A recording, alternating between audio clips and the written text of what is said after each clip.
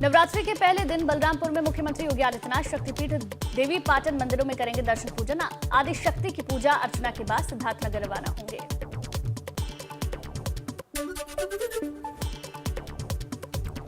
सिद्धार्थनगर से सीएम योगी मध्य संचारी रोग नियंत्रण और दस्तक अभियान की करेंगे शुरुआत। बीएसए ग्राउंड में सीएम के कार्यक्रम की तैयारी पूरी।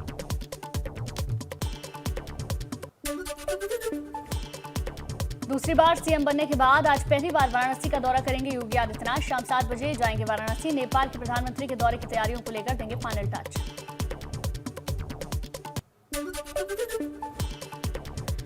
आज से 2 दिन के दौरे पर लखनऊ आएंगे रक्षा मंत्री राजनाथ सिंह। लखनऊ एयरपोर्ट से जानकीपुरम के लिए होंगे रवाना। स्थानीय लोगों के साथ जलपान का भी कार्यक्रम।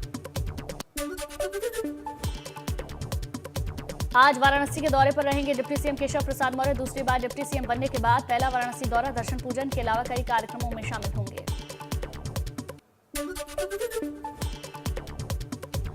यूपी में आज से फिर शुरू होगा महिला सुरक्षा के लिए एंटी रोमियो अभियान। सीएम योगी अभियान की करेंगे शुरुआत। सीएम योगी ने यूपी पुलिस को दिए हैं निर्देश। चंपावत दौरे पर सीएम पुष्कर सिंह धामी का पार्टी कार्यकर्ताओं ने किया स्वागत। सीएम बोले, जीत के बाद मैं मां पूर्णागरी का लेने आया हूं आशीर्वाद।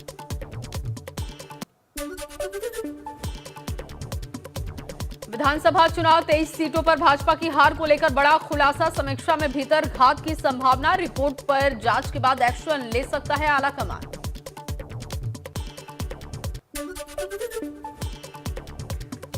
पेपर लीक मामले में पुलिस का बड़ा खुलासा। बलिया के निजी स्कूल में लीक हुआ था अंग्रेजी का पेपर। स्कूल ने ही लिया था नकल कराने का ठेका।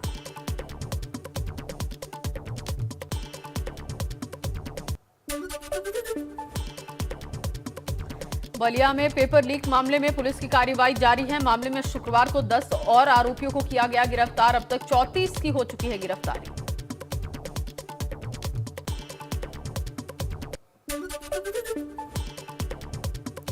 बुलंदशहर में पुलिस की 20,000 रुपए के इनामी बदमाश से मुठभेड़। पुलिस की गोली लगने से बदमाश घायल। मुठभेड़ में दोनों ओर से 4 राउंड फायरिंग हुई। अहमदगढ़ से लूट के मामले में था वंचित। गोरखपुर के चौरी चौरा में 25 मार्च को हुए बवाल में एसडीएम अनुपम मिश्रा को हटाया गया। डीएम ने एसडीएम चौरी चौरा पर लापरवाही के आरोप पर कार्रवाई की है। इससे पहले लापरवाही के ही आरोप में चौरी चौरा इंस्पेक्टर सुबोध कुमार एसएसपी ने लाइन हाजिर किया था। पूर्वांचल एक्सप्रेस वे पर बसों का संचालन शुरू। शुक्रवार को परिवहन निगम की बलिया, गाजीपुर और आजमगढ़ के लिए बसों को रवाना किया गया। यात्रियों को राहत मिली।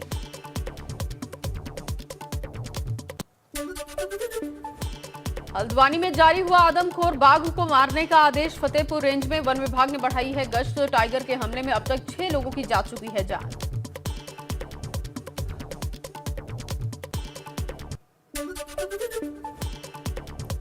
मथुरा के नौझील में पुलिस और एसओजी टीम को बड़ी कामयाबी मिली। मुठभेड़ में 50,000 के इनामी बदमाश मुकेश के पैर में गोली लगी। लूट की घटना में 5 साल से चल रहा था फरार। बदमाश पर दर्ज है 16 मुकदमे।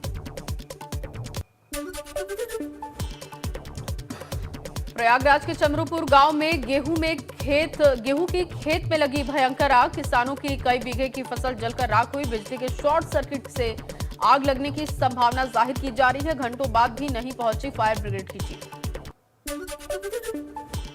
पेट्रोल और डीजल के दामों में 80-80 पैसे प्रति लीटर का इजाफा हुआ। राजस्थान के श्रीगंगा नहर में सबसे महंगा पेट्रोल 120 रुपए प्रति लीटर तक पहुंचा पेट्रोल का दाम। वहीं दिल्ली में 1 लीटर पेट्रोल की कीमत 102।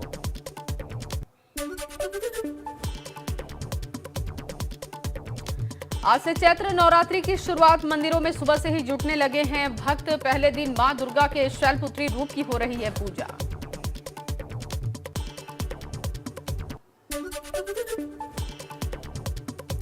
वाराणसी में भाजपा एमएलसी प्रत्याशी सुदामा पटेल का बड़ा आरोप। बीजेपी के कुछ लोग माफिया ब्रजेश सिंह के साथ अन्नपूर्णा को बता रहे प्रत्याशी। दहशत के दम पर चुनाव हारने की कोशिश। फर्रुखाबाद जिले का नाम बदलने की मांग की गई है। भाजपा सांसद मुकेश राजपूत ने की है सीएम योगी को लिखकर चिट्ठी में मांग। फर्रुखाबाद का नाम पांचाल नगर रखने की अपील हुई है। प्रयागराज के गंगापार इलाके के हंडिया थाना क्षेत्र के बरौत गांव में शुक्रवार सुबह तालाब में डूबने से 2 बच्चों की जान चली गई। 10 साल के यश तिवारी और 11 साल के अंश की डूबने से मौत हुई।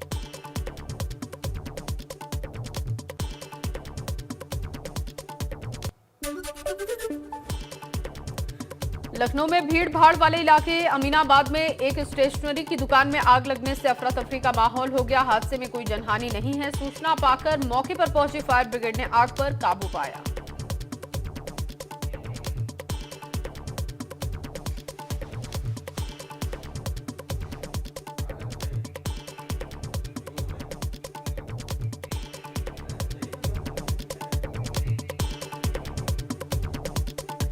और इसी बीच एक बड़ी खबर आपको बता दें, बुलंदशहर में पंजाबी सिंगर काका के कार्यक्रम में लोग पहुंचे थे। एक कार्यक्रम था, कॉन्सर्ट था, इस दौरान लाठियां भी चली हैं। ये बड़ी जानकारी आपको दे दें, पंजाबी सिंगर काका के कार्यक्रम में लोग पहुंचे थे हजारों की संख्या में, और इस दौरान कार्यक्रम में अफरा तफरी भी हो गई क्योंकि पुलिस की लाठियां वहां पर चली। पुलिस ने लोगों पर लाठीचार्ज किया, जिसके बाद भारी भगदड़ भी मची। वहां पर बच्चे भी मौजूद थे, महिलाएं भी मौजूद थी, और कोई भी बड़ा हादसा इस भगदड़ के दौरान हो सकता था। तो ये बड़ी जानकारी आपको दें, बुलंदशहर से पंजाबी सिंगर काका का कार्यक्रम, जिसे देखने के लिए हजारों की संख्या में लोग वहां पर पहुंचे, लेकिन पुलिस की लाठी भी वहां पर चली है। लाठीचार्ज पुलिस की ओर से किया गया, जिसके बाद भगदड़ की स्थिति हो गई। तो देखिए, लगातार आपको बड़ी खबर बुलंदशहर से दे रहे हैं। पंजाबी सिंगर के कार्यक्रम में हंगामा हो गया। कार्यक्रम में हजारों लोगों के पहुंचने पर अफरा तफरी का माहौल, और पुलिस ने लोगों पर लाठी चार्ज भी किया। स्थिति को संभालने के लिए भगदड़ की स्थिति बन गई, जिसके बाद पुलिस को लाठी चार्ज करनी पड़ी है। भगदड़ से कोई बड़ा हादसा हो सकता था। कार्यक्रम में हजारों लोगों के पहुंचने से मची थी अफरा तफरी। और आपको बता दें कि कार्यक्रम को देखने के लिए छोटे छोटे बच्चे भी पहुंचे हुए थे। कोई बड़ा हादसा हो सकता था।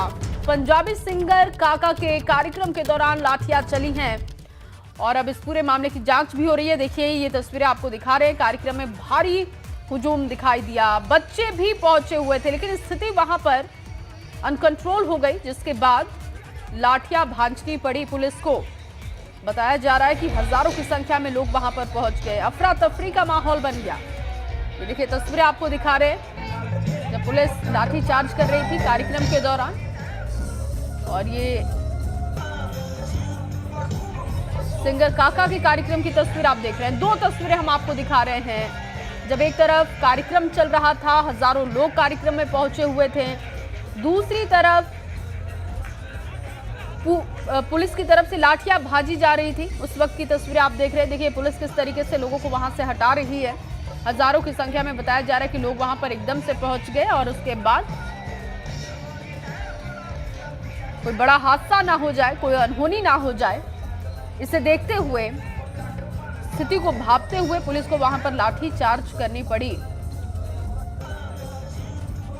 दो तस्वीरें लगातार आपको कार्यक्रम की दिखा रहे हैं। एक तरफ देख रहे हैं पंजाबी सिंगर काका का परफॉर्मेंस, और दूसरी तरफ जब पुलिस लोगों को वहां से हटा रही थी, कोई बड़ा हादसा हो सकता था, क्योंकि कार्यक्रम में बच्चे भी पहुंचे हुए थे, हजारों की संख्या में लोग पहुंचे हुए थे।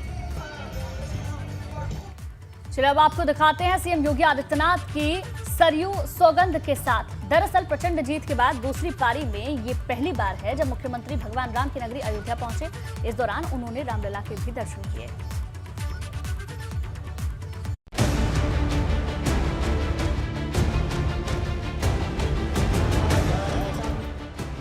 राम के दरबार में यूपी की सरकार। शपथ के बाद योगी अयोध्या पहुंचे पहली बार।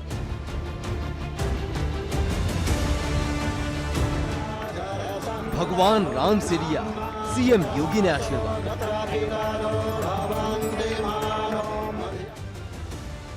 उत्तर प्रदेश में भाजपा की प्रचंड विजय के बाद पहले ही साफ हो चुका था कि योगी आदित्यनाथ अयोध्या जरूर जाएंगे और भगवान श्री राम का आशीर्वाद लेंगे। और फिर वो घड़ी आ भी गई। शुक्रवार का दिन और घड़ी में दोपहर के करीब 2:30 बज रहे थे कि सीएम योगी आदित्यनाथ अयोध्या पहुंचे। ये उत्तर प्रदेश में योगी सरकार की वापसी के बाद पहली बार योगी आदित्यनाथ का आगमन था, जो अपने पिछले कार्यकाल में 42 बार अयोध्या आ चुके थे। अयोध्या पहुंचे योगी आदित्यनाथ सबसे पहले हनुमानगढ़ी पहुंचे और रामलला के दर्शन किए। चेहरे के भाव मुख्यमंत्री से ज्यादा भक्त के तौर पर नजर आ रहे थे।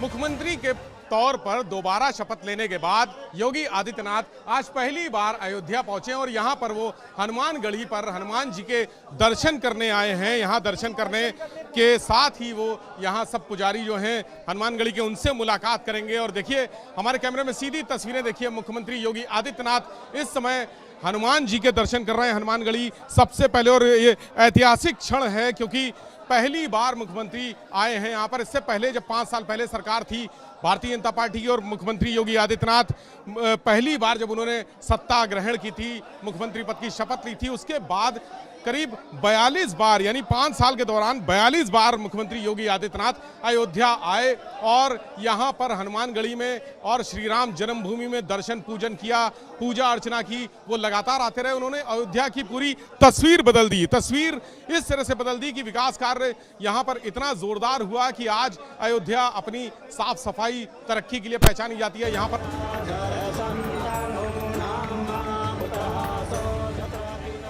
हाथ में पूजा की थाली लेकर रामलला की आरती उतारी। राम राज्य की अवधारणा को साथ लेकर चलने वाले योगी आदित्यनाथ ने अपनी दोबारा हुई विजय को मानो पूरी तरह से भगवान श्री राम को समर्पित कर दिया था।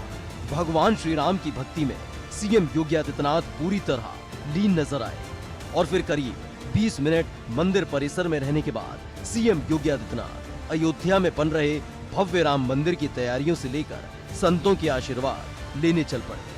अयोध्या को मंदिरों का शहर भी कहा जाता है, जिसका कण-कण भक्ति से रमा हुआ है। ऐसे में सीएम योगी आदित्यनाथ बड़ा भक्तमाल मंदिर पहुंचे और फिर वहां से राम जन्मभूमि तीर्थ क्षेत्र ट्रस्ट के अध्यक्ष से मुलाकात करने निकल पड़े। राम मंदिर निर्माण की जिम्मेदारी श्री राम जन्मभूमि तीर्थ क्षेत्र ट्रस्ट के कांधों पर है। ऐसे में अध्यक्ष महंत नृत्य गोपाल दास से मंदिर निर्माण से जुड़ी तैयारियों की जानकारी लेने के लिए छोटी छावनी पहुंचे, जहां काफी देर तक सीएम योगी आदित्यनाथ और महंत नृत्य गोपाल दास की मुलाकात हुई, जिसके बाद हिंदी नव वर्ष के मौके पर रामकोट की परिक्रमा को हरी झंडी दिखाई।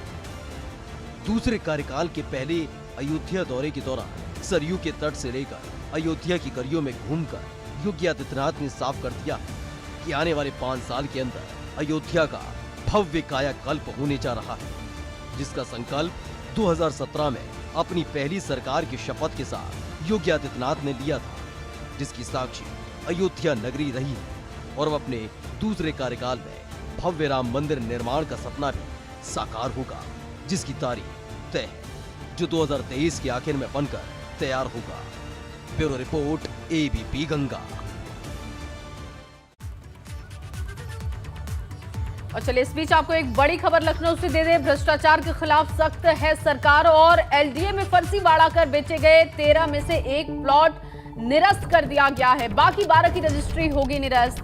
पिछले दिनों मामला उजागर हुआ था, जिसमें 13 प्लॉट फर्जीवाड़ा कर बेच दिया गया था और अब इन 13 प्लॉट में से एक मकान को तो बना लिया गया है और इसको सील किया जा चुका है। 12 की रजिस्ट्री भी निरस्त होगी, ये साफ है, क्योंकि इसमें फर्जीवाड़ा देखने को मिला। पिछले दिनों मामला ये उजागर हुआ था और अब सरकार की सख्ती देखने को मिल रही है। 13 प्लॉट जिस पर मकान बना है उसे सील कर दिया गया है। आगे बढ़ते हैं खबरों में। आगरा में भी चैत्र नवरात्रि की धूम है। यहाँ मंदिरों में सुबह से ही भक्त पूजा पाठ करने में जुटे हैं। आगरा के प्राचीन और सिद्ध पीठ चामुंडा देवी मंदिर से चैत्र नवरात्रि पर देखते हैं हमारे संवाददाता नितिन उपाध्याय की रिपोर्ट। से चैत्र नवरात्रों की शुरुआत हो चुकी है और ऐसे में आज मैं आगरा के कहा जाए सबसे प्राचीन और सिद्ध मंदिरों में से एक मां चामुंडा देवी मंदिर परिसर में मौजूद हूँ। गर्भगृह में मां चामुंडा का जो स्वरूप है उसके मैं आपको दर्शन करा रहा हूँ कि किस तरीके से इस समय सुबह का वक्त है और जो कहा जाए जो मंदिर के जो महंतगण हैं वो सुबह की आरती कर रहे हैं। आज मां पार्वती के शैलपुत्री स्वरूप की उपासना की जाती है। आप देख सकते हैं कि ये जो मंदिर है राजामंडी रेलवे स्टेशन पर मौजूद है। तमाम जो कहा जाए जो भक्त हैं श्रद्धालु हैं वो प्लेटफॉर्म से ही मां के स्वरूप का दर्शन करते हैं और ऐसे में एक तरफ आज मां शैलपुत्री की उपासना की जा रही है, कलश स्थापना की गई है, तो वहीं दूसरी तरफ आज कहा जाए विक्रमी संवत की शुरुआत हो रही है, नव संवत्सर की शुरुआत हो रही है, 2079 की शुरुआत हो रही है, यानी कोरोना के चैत्र शुक्ल प्रतिपदा आज ही को मनाई जाती है, यानी जो हिंदी कैलेंडर की जो शुरुआत है वो आज ही शुरुआत होती है। तस्वीरों के जरिए मैं दिखाना चाहता हूँ, ये माँ चामुंडा देवी का बहुत ही सिद्ध और प्राचीन मंदिर है। दूर दूर से श्रद्धालु यहाँ आते हैं और जो कहा जाए, क्योंकि रेलवे स्टेशन के बिल्कुल नज़दीक है, इसलिए जो तमाम यात्री यहाँ से होकर गुजरते हैं वो भी दर्शन करते हैं और कहा जाए दर्शन लाभ का फायदा उठाते हैं और जो माँ से मांगते हैं माँ उनकी सभी मनोकामना पूरी करती है। आगरा से कैमरा पर्सन दिल सिंह के साथ नितिन उपाध्याय, एबीपी गंगा। तो आगरा का उत्साह आपने देख लिया। संगम नगरी प्रयागराज में भी चैत्र नवरात्र के पहले दिन लोग पूजा पाठ में जुटे हुए हैं। आज पहले दिन देवी मां शैलपुत्री स्वरूप में अपने भक्तों को दर्शन और आशीर्वाद दे रही हैं। श्रद्धालु देवी मां को चुनरी, नारियल और श्रृंगार की दूसरी सामग्रियां चढ़ाकर उनका दर्शन कर रहे हैं, उनसे आशीर्वाद दे रहे हैं। यहाँ का जायजा लिया हमारे सहयोगी मोहम्मद मोइन ने। चैत्र नवरात्र आज से शुरू हो गया है। संगम नगरी प्रयागराज में भी इसे पूरे आस्था और श्रद्धा के साथ मनाया जा रहा है। यहाँ शक्तिपीठ अलोप शंकरी समेत दूसरे देवी मंदिरों में सुबह से ही भक्तों की भारी भीड़ उमड़ी हुई है। लोग दर्शन कर रहे हैं, पूजा अर्चना कर रहे हैं, अपने और अपने परिवार की सुख समृद्धि की कामना कर रहे हैं। और इस वक्त हम मौजूद हैं प्रयागराज के शक्तिपीठ अलोप शंकरी में। आपको बता दें कि ये दुनिया की इकलौती ऐसी शक्तिपीठ है, इकलौता ऐसा मंदिर है जहां देवी मां की कोई मूर्ति नहीं है, बल्कि जो श्रद्धालु हैं वो एक पालने की पूजा करते हैं। स्कंद पुराण के मुताबिक भगवान शिव ने जब सती के शरीर के टुकड़े किए थे तो उनके दाहिने हाथ की छोटी उंगली इसी जगह गिर गई थी। उस वक्त यहाँ पर एक कुंड हुआ करता था, जो दाहिने हाथ की उंगली गिरी थी वो यहीं पर गिरकर अलोप यानी अदृश्य हो गई थी। इसी वजह से एक शक्तिपीठ को अलोप शंकरी नाम दिया गया है। यहाँ देवी माँ की कोई मूर्ति नहीं है, बल्कि जो श्रद्धालु हैं वो एक पालने की पूजा करते हैं। और इस वक्त हम मंदिर के गर्भगृह में मौजूद हैं, जहाँ की तस्वीरें आपको दिखा रहे हैं। पूरे गर्भगृह को फूलों से खूबसूरती के साथ सजाया गया है। बनारस और कोलकाता से फूल मंगाए गए हैं, मनोहारी श्रृंगार किया गया है और देवी माँ आज शैलपुत्री स्वरूप में अपने भक्तों को दर्शन दे रही हैं।